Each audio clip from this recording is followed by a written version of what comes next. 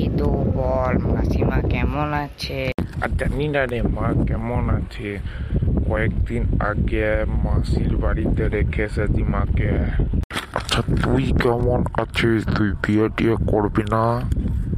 আর বলিস না বাবা, এইদিকে ওদিকে মেয়ে দেখেছে, কালকেই দেখাশোনার কথা। দেখাশোনা গেলে খুব ভালো লাগে তাই না? খুব মিষ্টি ফিষ্টি খাওয়া হয়। মিষ্টি খেতে কিন্তু বন্ধু খুব ভালোই লাগে। এই বলছি যে কাল তুই হেগোর সাথে যেতে পারবি মেয়ে দেখতে?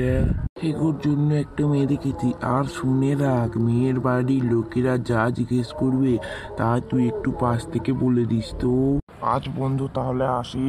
সত্যি পেদু, চিন্তা হচ্ছে রে, কি জিজ্ঞেস করবে জানি না। হেগো তোকে বলছি, কোনো টেনশন করিস না।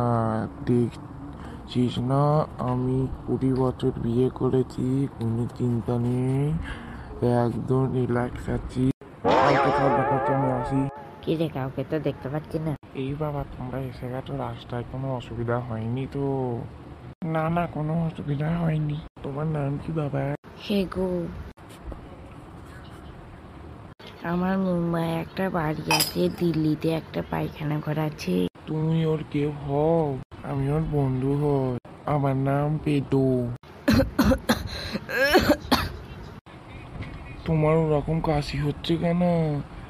ও চিন্তা করবেন না আপনি কাকু, ওর কাশি আছে, ওর বাবার আছে হাঁপানি, ওর মায়ের আছে যক্ষা, ওর দাদুর আছে পেট খারাপ।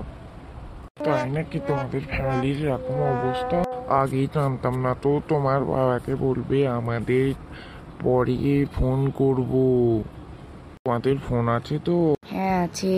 সর্বনাশ করলি রে, বাড়িয়ে বলে সর্বনাশ করলি তো। তোকে আর কোথাও জীবনেও নিয়ে যাব না, শালা বেইমানি করলি এরকম আমার। আর একটু বাড়িয়ে বলতে গিয়ে হয়ে গেল। বন্ধুরা, ভিডিওটা ভালো লাগলে লাইক, শেয়ার, কমেন্ট এবং সাবস্ক্রাইব করবেন। আপনারা পুরো সাবস্ক্রাইব করছেন না, সাবস্ক্রাইব করবেন।